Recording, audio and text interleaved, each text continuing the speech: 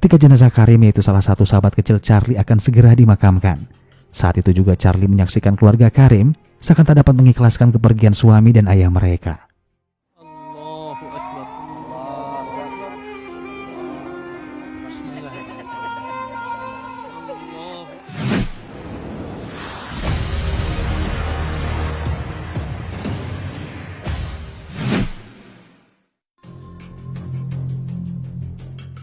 Halo teman-teman, balik lagi sama saya Richard di sini, dan kali ini ada sebuah film bergenre action crime berjudul 22 Bullet, rilisan tahun 2010. 22 Bullet mengisahkan tentang seorang pria mantan bos mafia yang bisa dibilang telah insaf dan berhenti dari pekerjaan kotornya. Semua itu ia lakukan demi kehidupannya yang tenang dan damai bersama keluarga kecilnya. Namun siapa sangka ada satu oknum yang tidak setuju kalau dia berhenti dari pekerjaannya itu, sehingga ia dihabisi dengan ditembak secara bertubi-tubi dan dinyatakan mengalami koma selama berhari-hari setelah 22 peluru bersarang di tubuhnya. Dan ketika dinyatakan sembuh dari masa kritisnya, ia lalu berniat untuk membalaskan dendam atas apa yang sudah ia alami. Oke teman-teman, seperti apa kisahnya? Langsung saja, inilah dia 22 Bullet.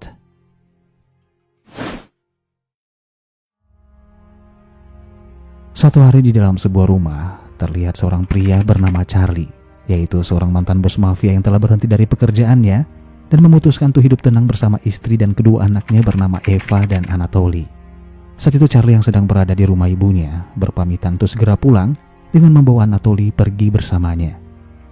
Di tengah perjalanan, Charlie bersama putranya itu memutuskan untuk singgah terlebih dahulu ke sebuah pasar untuk membeli beberapa keperluan dapur.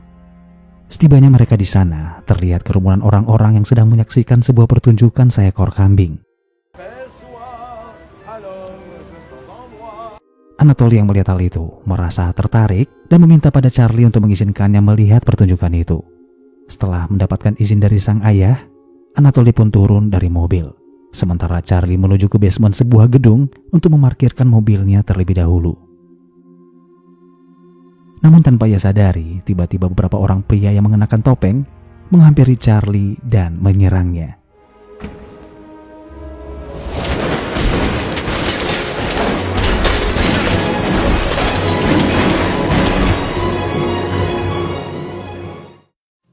Kejadian itu terjadi begitu cepat, hingga membuat Charlie terkapar di samping mobilnya setelah dihujani puluhan tembakan dengan peluru yang kini bersarang di tubuhnya.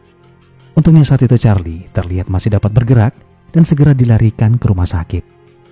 Kondisinya yang terluka parah memaksakan dokter dan tim medis untuk segera melakukan operasi pada Charlie, di mana mereka terus berusaha semaksimal mungkin untuk mengangkat 22 peluru yang bersarang di tubuhnya. Sementara itu seorang pria bernama Tony, yaitu sahabat Charlie, mendengar informasi dari salah seorang anak buahnya kalau Charlie baru saja mendapatkan musibah dan kini berada di rumah sakit. Tony yang mendengar informasi itu tentu saja kaget dan hampir tak percaya dengan apa yang disampaikan anak buahnya itu. Di rumah sakit, Charlie yang sedang ditangani oleh para tim medis tengah mengalami mimpi di mana kondisi itu akan membawa kita ke masa muda Charlie, di mana dulu Charlie pernah menjadi seorang tahanan penjara termuda dan akrab dengan seorang pria tua, yaitu seorang mafia bernama Jack. Sampai suatu hari ketika Jack telah menyelesaikan masa tahanannya, Jack tiba-tiba dikabarkan mati karena dihabisi oleh seorang mafia saingannya. Charlie muda yang mendengar kabar itu merasa sangat terpukul karena Jack telah ia anggap seperti ayahnya sendiri. Charlie lalu memutuskan untuk balas dendam bersama dengan dua orang sahabatnya bernama Tony dan Karim. Mereka bertiga bersepakat untuk tetap bersahabat sekalipun kematian memisahkan mereka. Amis jusqu'après la mort. Amis jusqu'après la mort. Amis jusqu'après la mort. Semenjak saat itu mereka yang masih tergolong remaja mulai merintis bisnis secara bersama-sama hingga sukses membentuk sebuah organisasi mafia yang diakui mampu menghabisi siapapun tanpa ampun pada setiap orang yang menghalangi aktivitas mereka.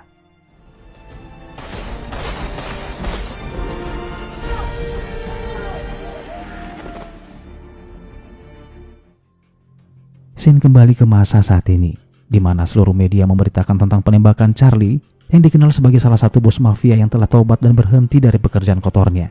Informasi itu juga menarik perhatian salah seorang detektif wanita bernama Mary Goldman. Ia meminta untuk ditugaskan melakukan olah TKP di tempat kejadian penembakan Charlie beberapa waktu yang lalu. Ketika sudah berada di lokasi basement, Mary melihat keganjilan di mana 6 lubang bekas tembakan pada dinding diarahkan ke tempat yang sama. Mary saat ini adalah seorang single parents yang memiliki seorang anak. Namun ia harus menjadi janda ketika suaminya yang dulu seorang polisi tewas terbunuh ketika sedang melakukan tugasnya. Namun kematian suaminya itu ternyata belum terpecahkan, di mana sampai saat ini pihak kepolisian belum mengetahui siapa pelakunya. Walaupun sebenarnya Mary memiliki firasat kalau Tony adalah dalang atas kematian sang suami, namun karena belum juga mendapatkan bukti yang kuat, akhirnya Mary hanya bisa pasrah sembari terus mencari informasi. Sementara itu di rumah sakit, istri dan anaknya Charlie bersama rekan-rekannya berkunjung untuk melihat keadaannya saat itu. Namun sangat disayangkan, mereka hanya diizinkan melihat tubuhnya yang terbaring melalui jendela luar ruangan. Saat itu, Karim sebagai sahabatnya terlihat begitu emosi dan berniat untuk segera mencari si pelaku penembakan sahabatnya itu. Namun rekannya Karim yang bernama Martin memintanya untuk bersabar dan tidak melakukan tindakan ceroboh hingga menunggu sampai Charlie kembali sadar dari komanya.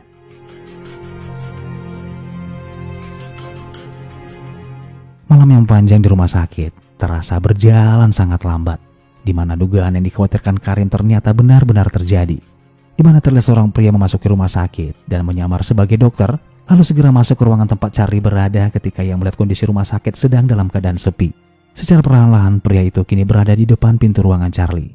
Tanpa berpikir untuk ngopi terlebih dahulu di warung Mbok Darmi, ia lalu segera mengambil senjatanya dan...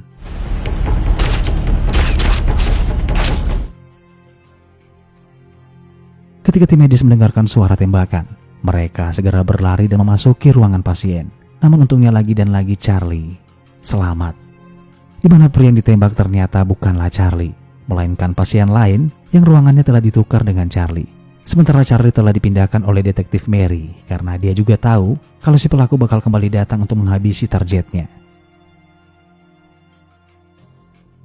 Beberapa saat kemudian, Tony bersama dengan beberapa anak buahnya datang menjenguk Charlie ke rumah sakit. Saat itu Charlie yang sudah sepenuhnya sadar dari komanya begitu terkesan dengan kemunculan sahabat kecilnya itu. Di tengah perbincangan mereka, Tony mengatakan pada Charlie kalau ia akan berjanji akan mencari si pelaku hingga membuat mereka menyesal dengan apa yang sudah mereka lakukan.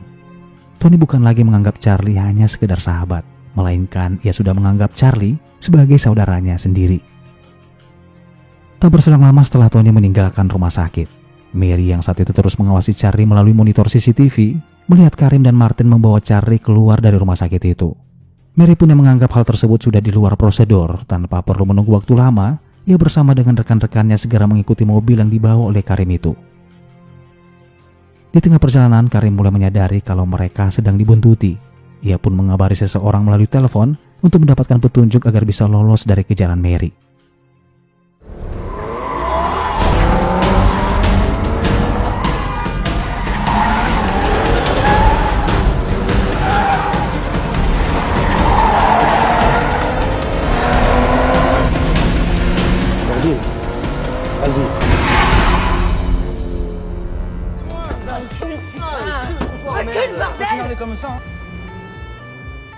Setelah lolos dari kejaran Mary, Karim lalu segera membawa Charlie ke sebuah bangunan tua. Di dalam sana terlihat seorang pria yang berhasil diringkus, yaitu salah satu anak buah Tony bernama Freddy. Freddy yang melihat kedatangan Charlie terlihat begitu ketakutan. Bahkan ia sampai ngompol di celana, layaknya bocah yang popoknya lupa diganti sama ibunya. Namun Charlie mengatakan pada Freddy kalau dia tidak akan melakukan apapun, asalkan Freddy mau bekerja sama dengan menceritakan semua apa yang sudah terjadi. Setelah merasa tenang, Freddy lalu mengatakan pada Charlie kalau dia tidak ikut dalam penembakan yang dilakukan pada Charlie saat itu. Yang Freddy tahu kalau Tony menyuruh anak buahnya yang lain untuk menghabisi Charlie. Freddy lalu menceritakan kenapa Tony bisa tega melakukan itu. Di mana dulu ketika Tony dan Charlie masih bekerja sama dalam memperdagangkan narkoboy, Tony berharap bisnis itu akan terus mereka lakukan. Namun ketika Charlie memutuskan untuk pensiun, sementara tinggallah Tony sendiri yang masih menjalankan bisnis tersebut, membuat Tony khawatir kalau suatu saat Charlie bakal menjadi penghalang. Karena Charlie adalah sosok yang paling berpengaruh di kota itu. Pada akhirnya, Tony pun merencanakan untuk menghabisi Charlie. Charlie mendengar pengakuan Freddy tersebut seakan tak menyangka dengan apa yang sudah dilakukan oleh salah satu sahabat kecilnya itu. Padahal beberapa waktu yang lalu, Tony baru saja menjenguknya ke rumah sakit dan seolah-olah tak ada sesuatu yang terjadi di antara mereka. Saat itu Karim pun menyarankan pada Charlie agar sebaiknya mereka menghabisi Freddy dan melakukan balas dendam pada Tony. Namun Charlie yang kembali mengingat janji yang pernah mereka ucapkan ketika mereka masih remaja, mengatakan pada Karim kalau dia tidak akan menghukum Freddy dan tetap mempertahankan persahabatannya dengan Tony, yaitu sebagai sahabat sampai mati. Setelah menyelesaikan masalah di gedung terbengkalai itu, Martin lalu mengantar Charlie pulang ke rumahnya. Seketika, tangis haru menyeruak di kediaman keluarga Charlie. Rasa penuh syukur tak terbendung ketika menyaksikan anak, suami, dan ayah mereka pulang dalam keadaan sehat seperti semula. Di sisi lain, Karim yang juga kini berada di rumahnya, terlihat sedang bercanda bersama dengan keluarga kecilnya. Namun siapa sangka, ketika Karim keluar dari rumah, sebuah mobil box berwarna hitam tiba-tiba berhenti tepat di depan mobilnya yang terparkir. Beberapa orang pria menariknya paksa masuk ke dalam mobil itu, dan mereka adalah anak buah Tony. Dalam dari penculikan itu, ternyata saran dari Freddy karena ia sakit hati pada Karim yang sempat menyuruh Charlie untuk menghabisinya di gedung terbengkalai saat itu. Awalnya Freddy juga berharap idenya itu bakal mendapatkan perlindungan dan simpatik dari Tony. Namun justru sebaliknya, ia dihabisi oleh anak buah Tony saat itu juga.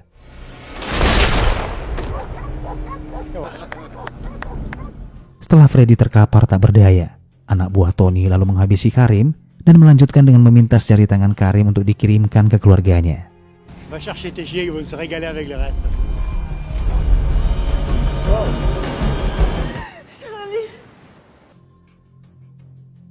Ketika jenazah Karim, yaitu salah satu sahabat kecil Charlie, akan segera dimakamkan. Saat itu juga Charlie menyaksikan keluarga Karim seakan tak dapat mengikhlaskan kepergian suami dan ayah mereka. Allahu Akbar. Allahu Akbar.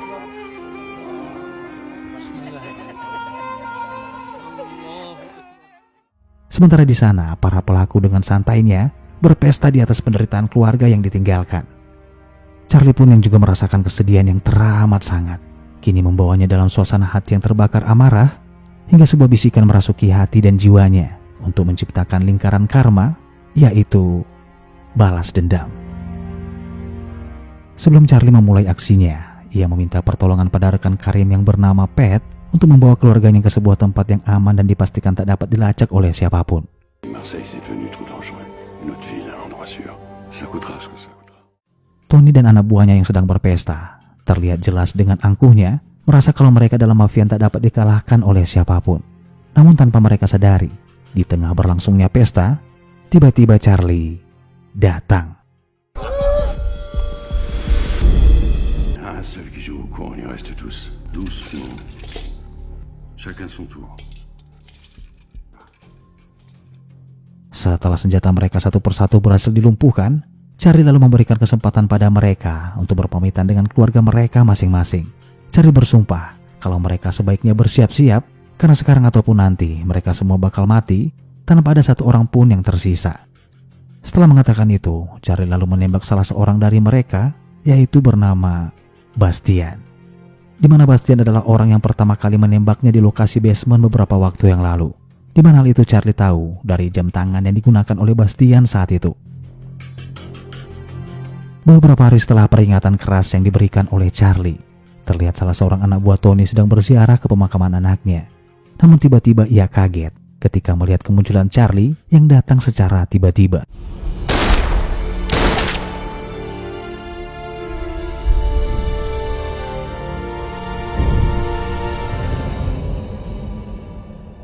Sementara itu, Tony memerintahkan anak buahnya untuk mendatangi dan menemukan Charlie di rumahnya. Mereka mengobrak-abrik seisi rumah, namun mereka gagal karena mereka tak menemukan Charlie yang sebenarnya sedang berada di tempat persembunyian bersama dengan kucing kesayangannya. Beberapa saat kemudian, Martin yang berkunjung ke rumah Charlie mendapati sisi rumah dalam keadaan sudah berantakan. Tak perlu menunggu waktu lama, ia segera beranjak dari tempat itu untuk menemui Charlie yang tahu kalau Charlie sudah pasti berada di tempat persembunyiannya. Namun sayangnya Martin tak menyadari ketika dalam perjalanan menuju ke sana, ia dibuntuti oleh anak buah Tony sampai ke tempat persembunyian Charlie itu. Faut que tu foutes le camp. Ils sont là.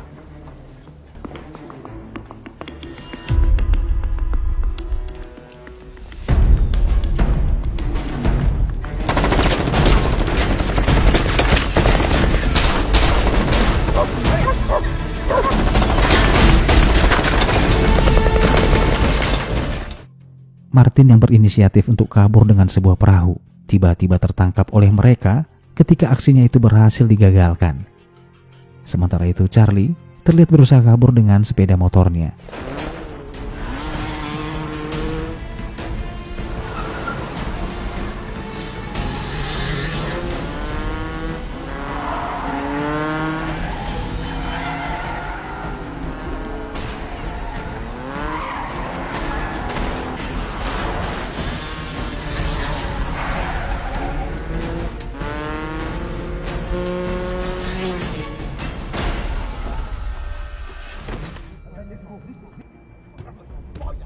Tabrakan yang dilakukan Charlie itu pada mobil polisi membuatnya harus kembali berurusan dengan detektif Mary. Mary mengatakan pada Charlie tentang bekas tembakan yang ia temukan pada tembok saat ia berada di TKP. Setelah diselidiki, kalau saat itu dari 5 penembak yang menyerangnya di basement parkiran, ternyata ada 1 orang yang mengarahkan tembakannya ke arah tembok. Itu artinya ada 1 dari mereka yang tidak berniat menembak Charlie. Di sisi lain, Mary juga telah mengetahui kalau Charlie telah menghabisi 2 orang anak buah Tony. Namun ia tak menangkap Charlie karena ia menganggap Tony juga telah membunuh suaminya beberapa tahun yang lalu. Beberapa jam kemudian, tepatnya di malam hari, terlihat Tony sedang merayakan pesta pernikahan anaknya. Sementara di luar rumah, Charlie mengendap-endap dan berhasil meringkus salah satu anak buah Tony, yaitu Frank. Sebelum Charlie menghabisi Frank, ia meminta secara paksa pada Frank untuk memberikan semua data transaksi yang sedang dijalankan oleh Tony. Ketika Tony mengetahui hal itu, Tony terlihat begitu marah. Ia melampiaskan amarahnya dengan mengamburkan apapun yang ada di depannya. Tony lalu menyuruh semua anak buahnya untuk segera menemukan Charlie, baik dalam keadaan hidup ataupun mati. Di keesokan paginya, kita akan diperlihatkan pada aktivitas Pat yang sedang menjemput Anatoly di sekolahnya. Setelah itu, mereka bersama-sama menjemput kakak Anatoly yaitu Eva, yang lokasinya tidak terlalu jauh dari sekolah Anatoly. Namun baru saja beberapa menit mobil berjalan, tiba-tiba muncul sebuah mobil box di mana beberapa pria bertopeng dengan membawa senjata menembaki mobil mereka, hingga membuat Pat terkapar saat itu juga.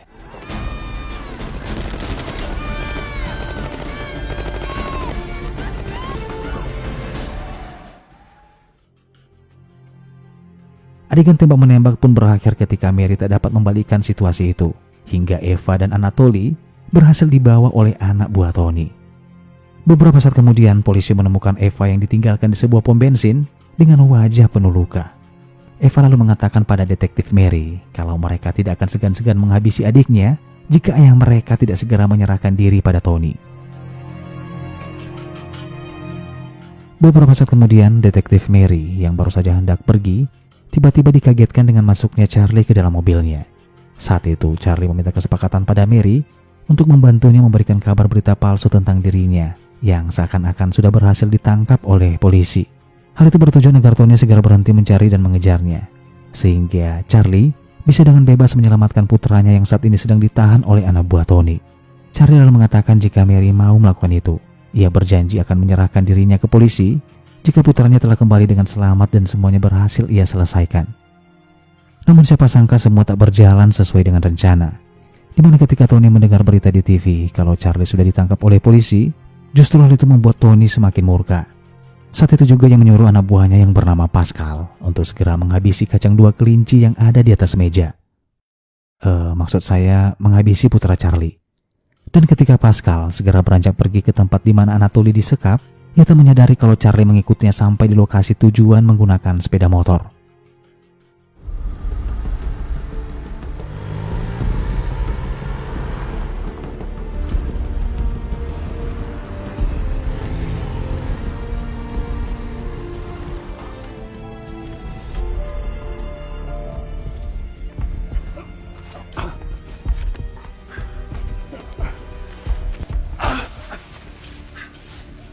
Di dalam sana Pascal yang melihat seorang pria bernama Ucok lalu menyuruhnya untuk menghabisi Anatoly sesuai perintah dari Tony. Namun saat itu Bang Ucok yang tidak tega menghabisi bocah cilik. Pada akhirnya Bang Ucok memutuskan untuk menyerang Pascal, namun harus mati ketika mencoba membebaskan Anatoly.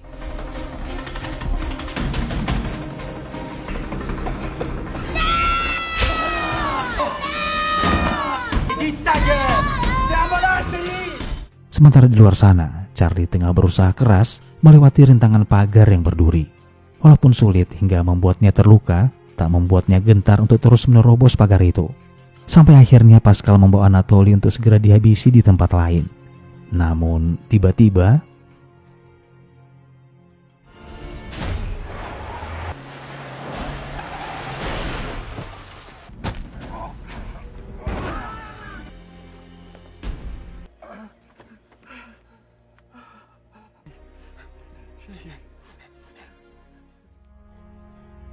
ketika sudah berada di rumah, Charlie meminta pada keluarganya untuk tidak lagi bersembunyi karena semua anak buah Tony sudah berhasil ia bantai.